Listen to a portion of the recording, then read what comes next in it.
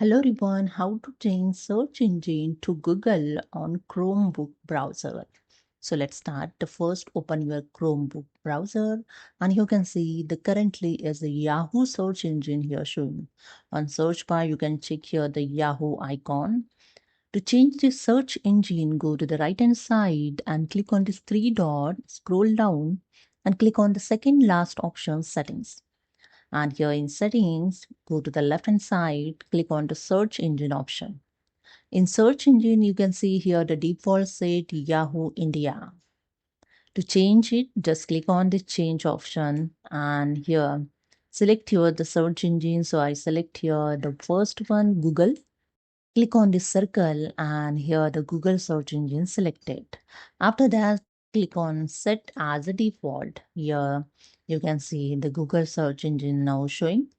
Now just add the new tab and you can see the Google logo here showing on the search bar.